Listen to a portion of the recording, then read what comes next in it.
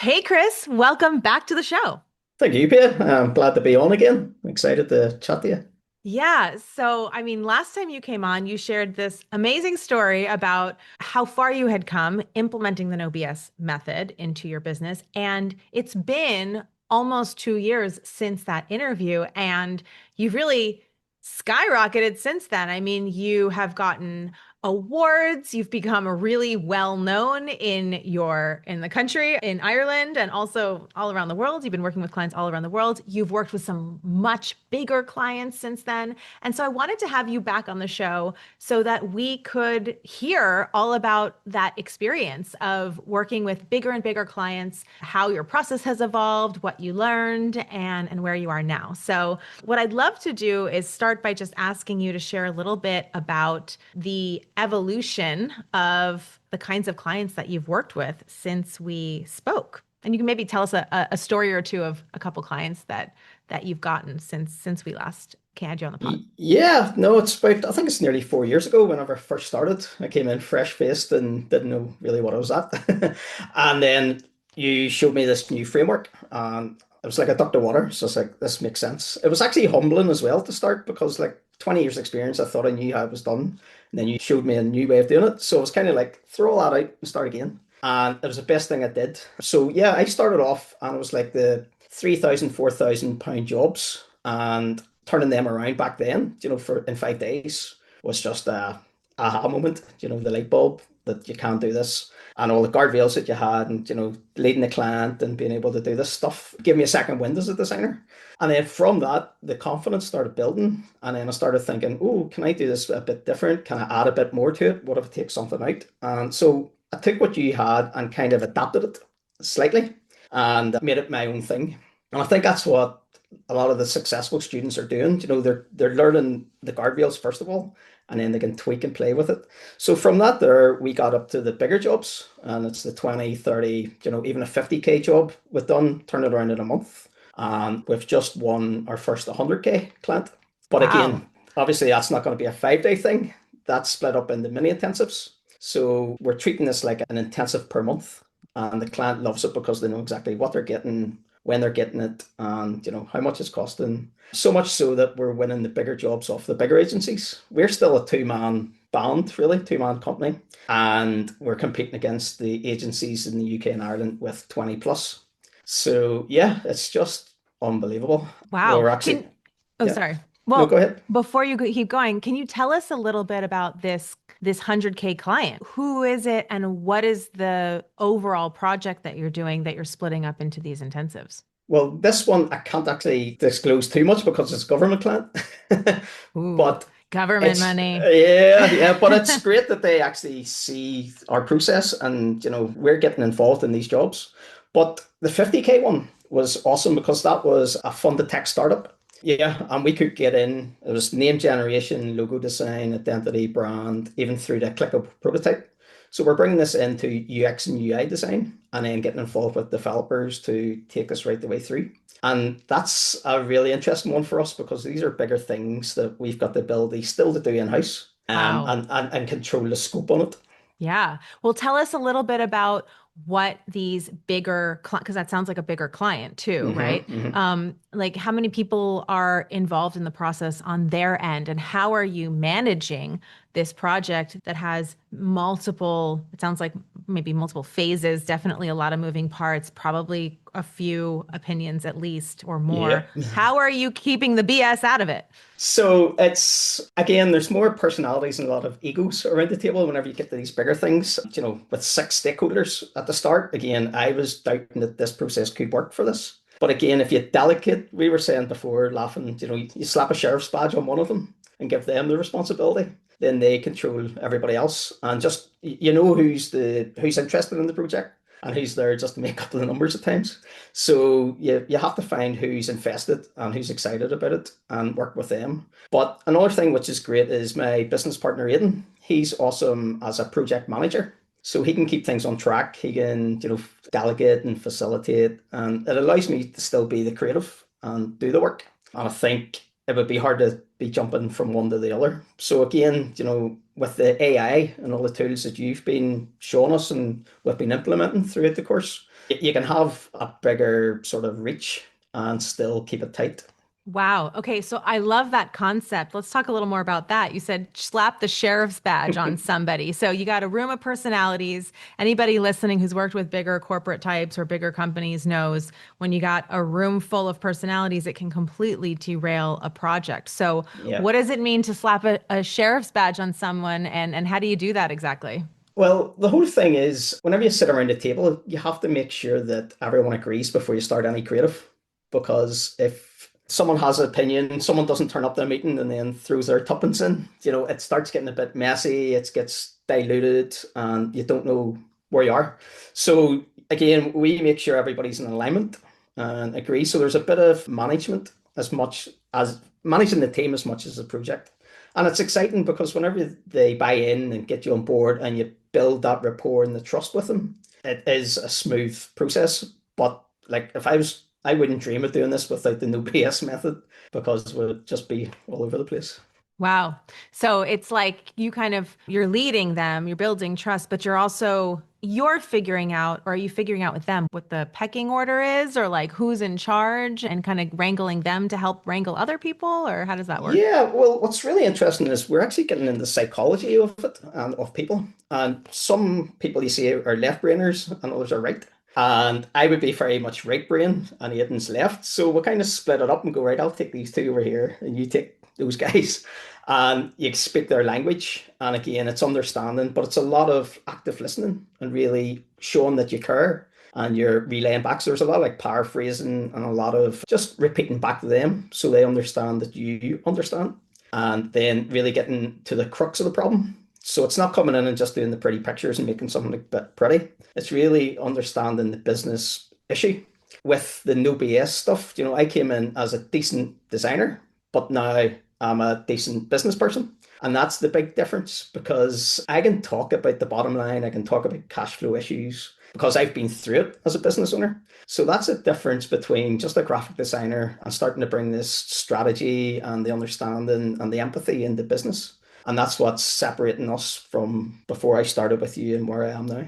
That's awesome. And also, I assume you're doing a lead product, an LP with them before this. Tell me a Yep. little bit about that. So interesting. The LP, like that's been a complete game changer. That's the secret ingredients to all this here. And yeah, we're actually doing it on the business, but also on the person as well. So we're doing personal LPs. And it's really getting to the crux of, if there's any self-limiting beliefs and what's holding you back, and really understanding where they are in mindset.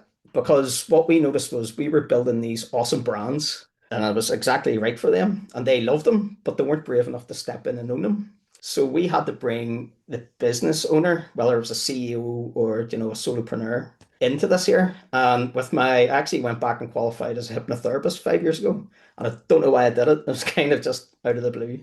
But now that's where I can get under the skin of what the actual problem is. And sometimes it's not a branding problem; it's a personal identity problem. And yeah, and that's getting the deeper, and it's really bringing the person out. So we've got this saying, we don't just build brands, we build people too. And that's where all these CEOs and entrepreneurs, having a personal brand along with their business brand really just supercharges. Yeah, I love that. Well, it's kind of in line with something that I notice in any industry, which is people come to you with one challenge, right? They come to you and they say, Hmm. I need a brand, I need a website.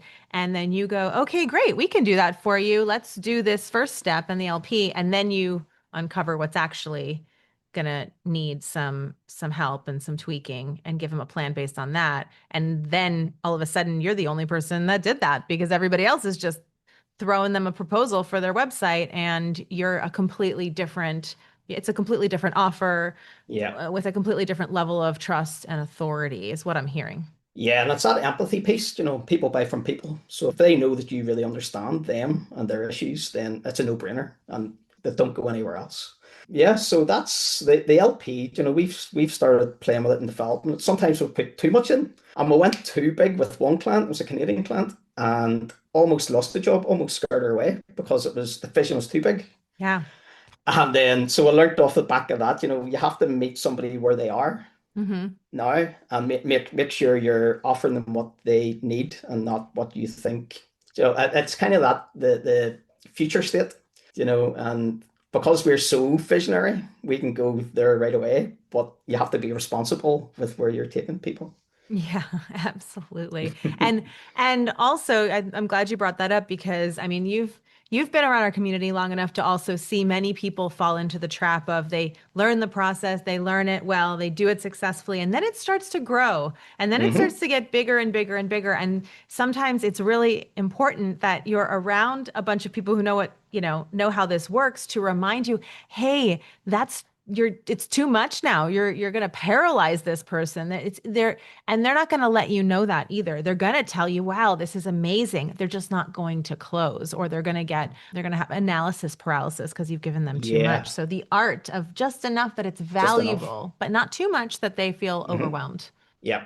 Right. And again, what trap we fell into was I think it might have been a confidence issue at the start. We were trying to cram in so many deliverables, giving them so much value. And it was counterproductive, because we weren't charging our worth. We devalued our offering. And then the clients were like, well, what else can I get and expect this? And then the 5 days turned into 10 days. I'll hold my hand up. As we grew, there was a bit of BS starting to creep into our agency there because I don't know, it just felt like we let go of the ropes a bit. And then the clients were starting to dictate. And I knew better. So we had to sit down and really look and go, we're scaling, but we're actually going in the wrong way. So that was, even though I've known this and I've been through this, it was growing pains there whenever we were starting to get known and seen and the bigger jobs in. So that was again humbling and really, bring it back to the basics and the foundation of what you give us. Yeah, that's interesting that you bring that up because I have seen this a lot. It's like we learn the concept of profitability, boundaries, leading the client, but you can almost grow out of it to another level Hmm. where, oh, it looks a little different. So you kind of forget what you learned because, oh, but this client's paying me $100,000. So all of a sudden, maybe, and I'm not saying this is exactly, although I'd love to hear what you think was the culprit. What I have seen a Hmm. lot of people do is, well, this is the first time someone's paid me 50 or $100,000. So Yeah. all of a sudden, I'm just immediately defaulting to, I got to make sure that it's as valuable as possible. And now I'm blowing the whole thing up and I'm completely forgetting that I have to be a leader and have boundaries. Yeah. As the money started getting bigger, I was starting to become that yes man that I tried so hard to get away from without realizing it. Right. Yeah. And it's sticking to the basics and doing the basics well. And yeah, it's just, I always thought it was like, like boxing, whenever you're doing all these fancy moves and combinations, the trainer always says, go back to your jab, the basics. And that's Mm. what I do with this. Whenever I feel like the ship's going off Hmm. course, I bring it back and just get back into those great boundaries that we know and know how to manage and not give away too much again. Right. And what I think is hard for all of us to remember, myself included, I mean, it's new level, new devil. Hmm. The number gets bigger than you've seen before or bigger than you're used to. And that can create subconscious stories in our heads of, oh, well, at this price point, I have, but actually, that number might not feel like anything big to the person who's paying it. It's just their version of, when you charge $10,000 for a branding project enough times, that feels very normal. So if somebody pays you Yeah. 30, it's going to be like, oh, crap, now I get like this is something different. But some people, lots of people are 30K, no problem for a branding Hmm. project. So they're Hmm. not any different. So you need to still be that leader no matter what price point that is. And sometimes it just takes us an adjustment period. And I think all of us have to be aware of the fact that that can creep back in. But now you've done it a bunch of times, Kris. So that's your new floor It's a of, it's a right?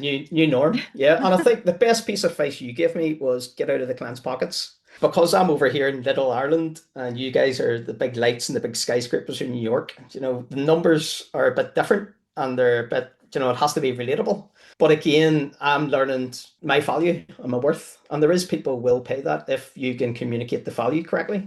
And so I think I haven't actually got much better as a designer over the last few years. What I've got better at is explaining my value and explaining, the purpose and the why behind what I do. Yeah. And I can see it I have witnessed it. Also, your just confidence in communication. I mean, you're just Mm. communicating that confidence so much more. I love that you just said that. My design is not really the thing that's Yeah, improved. It's everything else. I mean, how much do people need to hear that? And whatever your skill is, it's like you already have the skills. You need totally.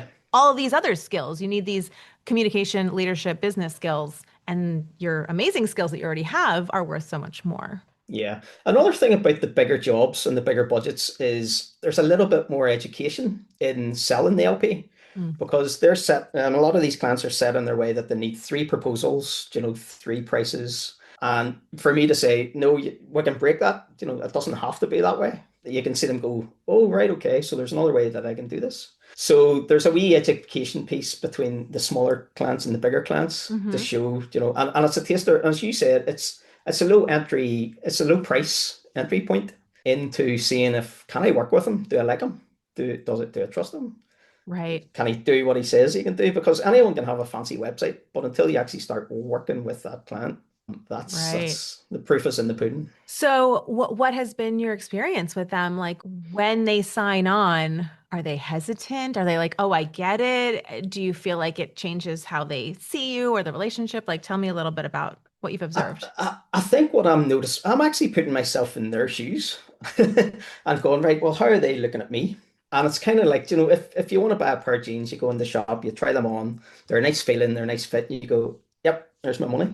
But they're saying, we're going to hand over 20 grand, or 50 grand, whatever. What am I getting? Well, I don't know until I do it. But what if I don't like it? So there's that trust that, and all you can do is use your testimonials, use your case studies, and describe and explain, without having to do the creative first or do mood boards. So there is that trust in buying into people. And the better you can, again, the whole positioning and the branding and your messaging. That's before, like, it's before I was doing this. I don't know how I got so far, to be honest with you.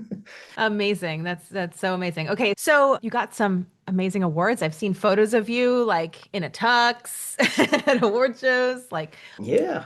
tell us a little bit about that. So we entered the Northern Ireland Chamber Awards, Hmm. and there must have been about 600 people in for this year. Wow. And we won, well, it was commended for Best New Startup and Best Creative and Technical Company.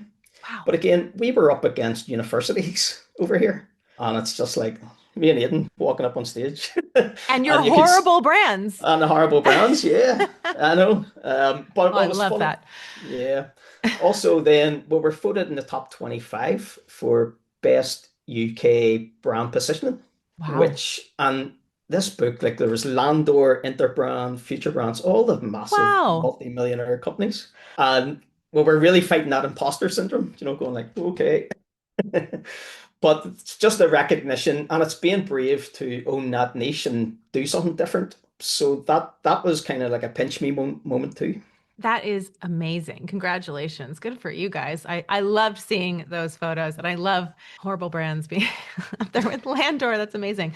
Okay, so this has been going really well in sales sense. Mhm. We've talked a little bit about, the bumps along the way. Where have you landed with this? Your clients got bigger and bigger. You mentioned you've also been doing some personal brands. Like, what Mhm. have you learned on this journey? So the biggest thing actually came to me last week, and I realized we're actually running three mini companies at the same time, because we're targeting personal brands, also corporates and SMEs, and tech-funded startups and sort of scale-ups. So what I'm realizing is my messaging can't be for one. It's generic. We need to start building out these landing pages that are tailored to each of these different audiences. And it's a thing where, if we were good at one thing, it would be easy. But whenever we've got so much skills in different areas, it means then we'll have to kind of semi-niche down into these. But my passion at the moment is personal brands, really understanding the person and bringing the true authentic self out, So that's the personal brands, but they're harder to get than the SMEs at the moment. Hmm. And that's Aidan lives in the SME land because he's great with the technical side, or I'm the personal branding guy. Yeah, so Aidan lives in that SME land. He's really Hmm. good at understanding their problems and bringing up tech solutions. Where I'm really good at connecting with the person. So I'm really owning the personal brands part. Aiden's owning the corporate area, and then Horrible Brands is this tech-funded startup where startups and scale-ups. So we've got like three fishing rods in three different Hmm. ponds. But as long as Right. we stick to that framework for each of them, Hmm. that's fine. So yeah, that's what I realized. Or we were kind of trying to catch three rabbits at once and not catching any Hmm. at times. So yeah, we're gonna break it down into three different landing pages to really niche down on that problem. I Hmm. thought you'd done it really well, where you hit six different pain points. And Hmm. again, we're saying like you're like a mind reader. You understand. Hmm. And I was going, yep, got that problem. Yep, got that problem. Take my Right. money. So You can't have those really specific pain points on a website or in your messaging if you have three completely different clients because their pain mhm. points are not going to be specifically the same. No, no, and that's what. So we were as we were growing, we were becoming more generic, Yep. and that was a big problem. That Yep. once we solve that, I think people will actually see what we do and how we do it. Yeah. And another interesting one is joint ventures. We've got about three joint ventures now set up. Oh, wow. One's an air purifier company. Another one is placing teachers into schools over in Shanghai, China. These came about by previous clients. They like us, they trust us, they want to grow, but they don't have the money or they don't have the funds to do that. Hmm. And so we're building teams out and using your model and AI tools and all, and it's disrupting what's out there at the moment. Wow. Amazing. So are you partnering with them? Like you're providing this piece of it and you own a piece of the company? Is that what the idea? Yeah, yeah. So it's like a shareholder agreement. So we've Okay. signed a couple of shareholder agreements, and then we're dictating or dedicating a bit of time. And I Hmm. love it because what I'm doing now is using your 50-25-25 rule. Uh-huh. So 20 or 50 is on Horrible Brands and the client Hmm. delivery. 25 is in the business development. And in Hmm. that spare time, we can reinvest back into the ideas that we believe in. Cool. Very cool. And that way you make sure you're still protecting your business and your cash flow and all of Yeah. that. Amazing. That reminds me, you mentioned something in our community recently about you've been working with clients, you do this process, but then sometimes it really applies to your clients too. Can you give us a couple of Yeah. examples Yeah. of the kinds of businesses that you've been implementing this in? Yeah, well, again, it's back to these solopreneurs and entrepreneurs, and they've got the same. It's almost like they can use this framework, which you've taught us, but it doesn't have to be in the creative sector or the creative industry. And it's worked so well, and they've been so impressed. They've asked me, is there any way I could bring a lead product into mine? So we've done loads now. We've done Javello. We've created a brand and a website for it. It was a health company. So we recreated the LP as a radiance report. This girl Aoife, she's lovely and really, really cool. But she's got this radiance report, and it worked so well, I ended up buying it off her. Wait, what do you mean a So ratings report? What does that mean? a radiance report. It's Radians. Okay. yeah, it's about health and Hmm. it's really getting into your nutrition Okay. and your sleep, just all the health benefits. Whenever I had that wee stint in hospital there last year, Yeah. I was designing our website going, this is exactly what I need. So I ended up, and it was amazing, the details. So she interviewed me for the hour. I helped her with the questions and set it up, Hmm. and she sent it back to me within the week, and it was just amazing. But then she had her three different packages as well, Uh-huh. and yeah, so that I that love it. yeah, so that's we call it business in a box now because Uh-huh. it's more than just a website and a logo. It's just the structure and the flow that you've taught us to do. There's another girl out in Seattle I've been working with, Epic Encore, girl Mm. Eunice, and she takes corporates that are transitioning. So if they're moving up with the CEO ladder, Hmm. then she does this epic transition report.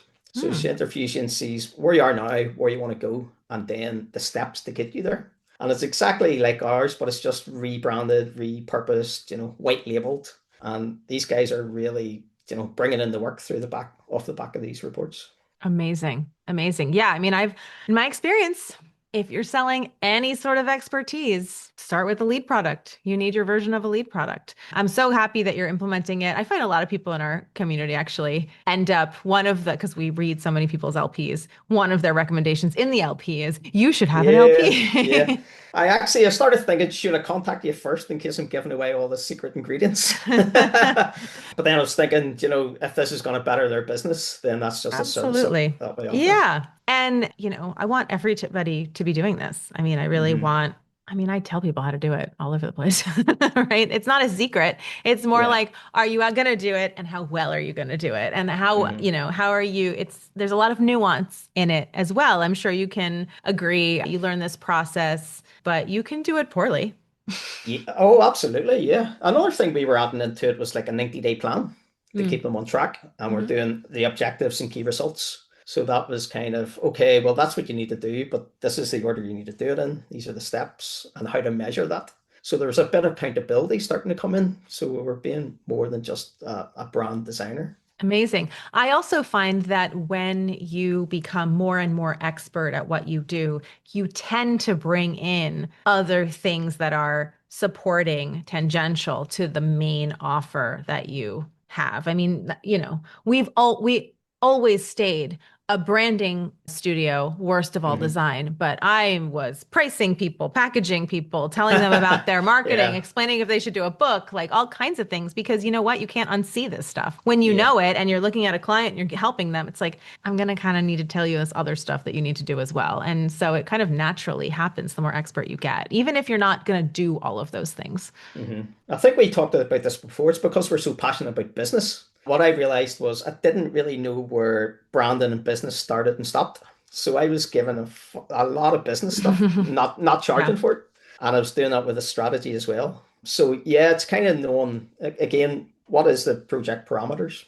Yeah, right. Well, it's one thing to see all of that and give all of that advice. And my brand shrink certainly became half business, after a certain point. And sometimes that was partially just so that I could do a better job in the branding and website. If I'm going to suggest to somebody, I'm suggesting their sitemap and what pages they should have and what the copy is. Well, I think you should have your packages on your site, and I think there should be three of them, and this is what I think you should price them at. I'm going to tell you that because it's going to make my job easier so I can do the best website I can for you, which is you have clear offers. So sometimes the line is very blurry between branding and business, between messaging, marketing, strategy, and business. They interact, they affect Hmm. each other so much. So you can't stay in your lane, so to speak.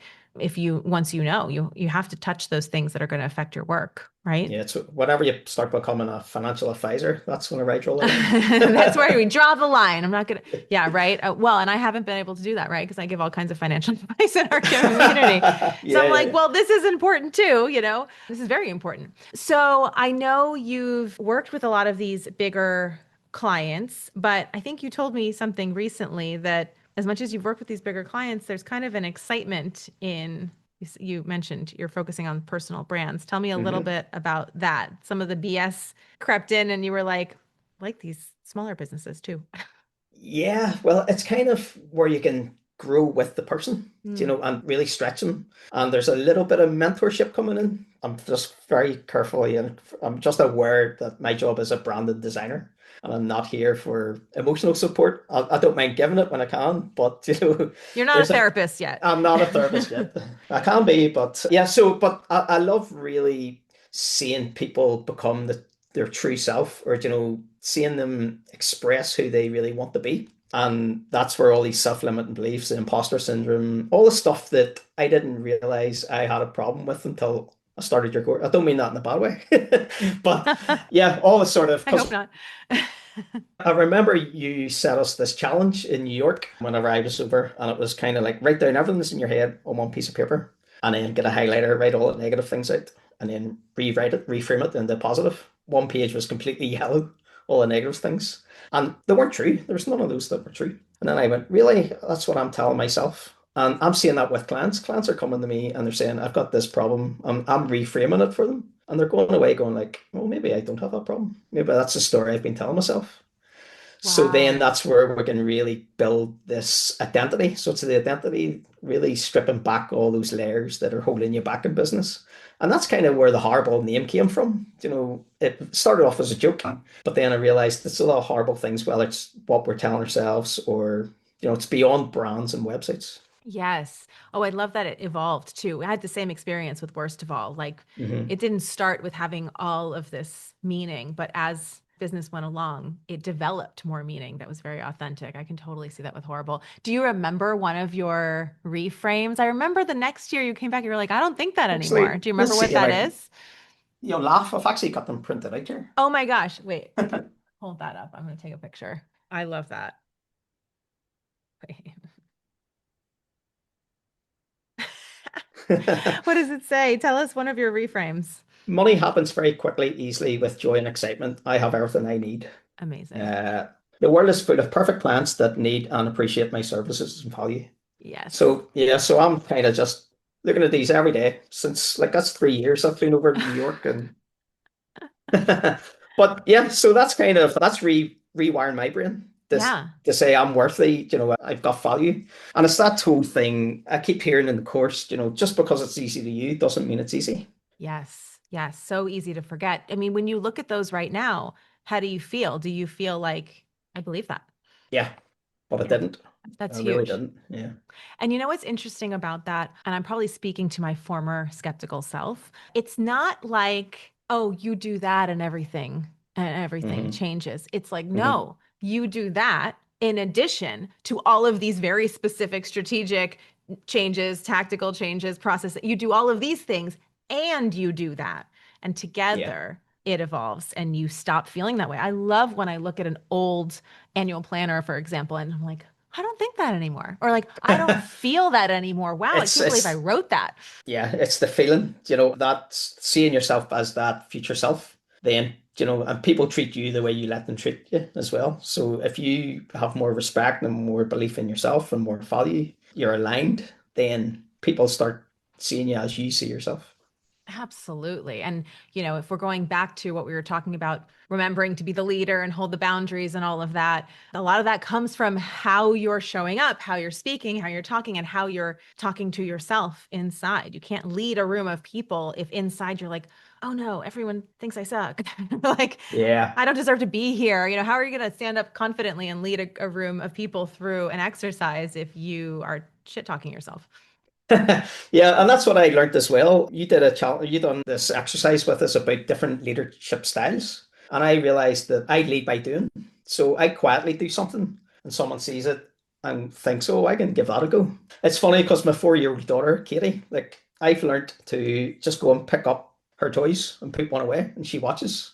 And then she goes and tidies up. So I don't even have to say anything. But if I said, would you go and do that? She wouldn't do it. And that's the same as in business. It's like me doing my warm outreach. I just quietly do it. And then Aiden's watching over my shoulder and he started to do it. So it's a win-win. Oh, wow. Amazing. Amazing, Kris. Well, congrats on your continued success. I love watching you evolve. And I love how you're using all the things that you have gotten throughout the years and developed to like reinvest into other parts. Like, I love the idea that you're taking that time that you've freed up and investing it into partnerships. That's very aligned, certainly with the things I'm doing and want to do too, which is investing in other people's businesses, like helping other people grow, Yeah. but also so many people in our community. Like, we are multifaceted people. We have Hmm. other interests. And the point of this is not just to work all the time and make a lot of money. It's to do that so we can free up time and money to do other things that are important to us and that we value. So I think you're just a Yeah. great representation of that. What I think is awesome as well is all the ones I started with 4 years ago are still in the course.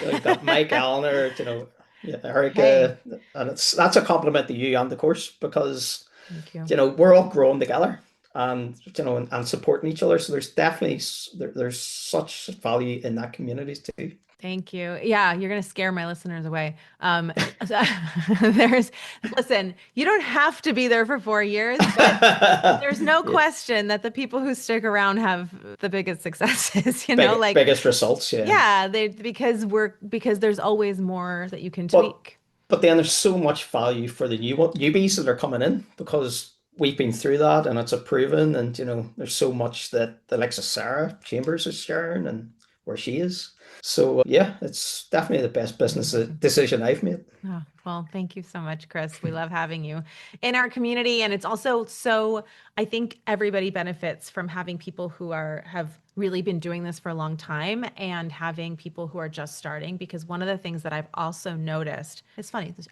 I just realized this is also so much like what I'm watching with my son in Montessori. It's like there's a benefit from being kind of a newbie and having people who have really done it and have so many different stories to share and experience. Hmm. And then there's a benefit in being one of the people who's been doing it for a while, Yeah. because when you give back to and support people who are newer, and I hear this time and again, you actually remind and reinforce these same lessons to yourself. And I can tell you that too. Like, as I coach people, I am often thinking in my head, like, I really needed to hear this today. I really needed to remind myself of this. And wow, I'm so glad that I'm saying this to someone else, because this is important for me too. And that's actually, I almost feel like the synapses strengthen when you are helping somebody else do that thing that you Yeah. kind of learned but need to be better at. Yeah, I love that sort of fresh energy too coming in, Yeah, for and sure. people that are just ready to get going. And it's that sort of best way to learn is to teach as well. Yes. Because like my 4 year was probably teaching me more than what I'm teaching her at the moment. Totally, totally. Love that about children. Well, Kris, thank you so much for coming on. Where can everybody find you? Just my website, horriblebrands.com. On Instagram, I've also got my personal brand. It's chrisbyers.com with a K, With a which K. is just been launched. So yeah, Amazing. All right, congrats on that. Well, we'll link all of that in the show notes. Thank you so much for being such an amazing part of our community, such an inspiring and generous support in our community. We just love having you, and congratulations. thank you very much.